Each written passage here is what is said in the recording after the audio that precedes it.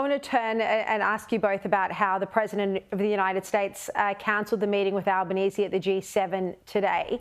Now, you know, one of the things that Trump was going to put on the table was defence spending. It still kind of floors me, Cameron, that the Albanese government is paying 20% of students' HECS debt, yet won't increase our defence spending from less than 2% that it is now, just under 2%, while you've got Europe committing to 5%. That's right. And look, we have to spend an awful lot more on defence because we're in a very uncertain time. And you only have to look to Israel to look for where you need to defend yourself against some of the really hostile people. Israel's done the right thing. They've actually got self-defence. They've actually invested in military capacity for their own self-defence. Australia's just relying on the US to come in. That's not good enough. I mean, we need to add an NDIS scheme a year to our defence budget. We need to add another $50 billion a year to even come up to the 3% margin, Shari, which is still well below, as you say, the Europeans at 5%. So we're so far behind and we're expecting others to do the heavy lifting rather than a wealthy nation like ourselves actually spending enough to defend ourselves and actually have the armaments to self-defend. Indeed. Andrew, what do you think it says about how the Trump administration and the president views Australia at the moment, that Albanese and Rudd can spend months working on trying to pull off a meeting and then it's just cancelled, you know, without a second thought at the last minute? Well, we're at the back of the queue, aren't we? And it's not just the major partners that are getting meetings with Trump. It's Norway, it's Syria, it's Jordan, it's Argentina, it's Ireland.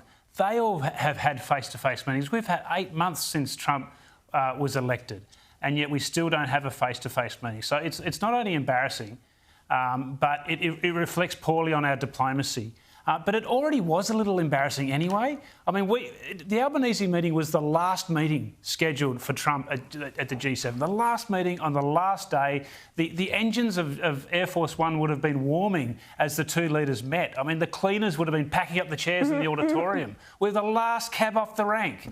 So that goes to show how they view us at the moment. And is it any wonder from their perspective when we continually push back on the demands of a partner and an ally that is trying to do the right thing in the world? Exactly. Cameron Milner, as usual, you wrote an excellent column in the Nightly, and you make the point how out of step Albanese and Foreign Minister Penny Wong are with the values of our allies, how confused they are, and just completely at odds. And this is part of the problem, isn't it? Absolutely. I mean, our foreign policy under Wong has lurched to the left. Albanese acquiesces when it comes to Israel, when it acquiesces when it comes to, you know, Islamic extremism in Australia. But the worst thing, Shari, is the anti-Semitism on Albo's watch. It is appalling. It's the worst I've seen in my lifetime, Shari. And it's on Albo's watch, and he's done nothing about it. And yet we have Israel under attack from Iran, the US there protecting, the Israelis on the ground as well. And our Prime Minister is there allowing synagogues to burn, cars to be firebombed, restaurants to be graffitied. I mean, on Albo's watch, the Jewish community in Australia is so much less safe than it used to be. And that's what President Trump and the rest of the world sees Australia doing under Albo's watch, is that Jewish Australians are under more threat and anti-Semitism is boiling over in this country. No, it is indeed an issue I care a lot about, as you know. But Andrew, we all do. Thank you. I mean, I basically wouldn't have anyone on this program who didn't care about anti-Semitism, because that's not caring about racism.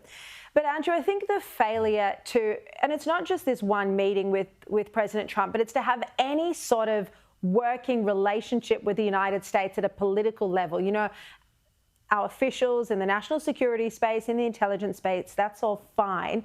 But at a political level, we don't even have a basic dialogue with the United States. And ultimately, Andrew, this does come down to Penny Wong as foreign minister, doesn't it? Because it's her foreign policy positions that are now so completely at odds with where America stands.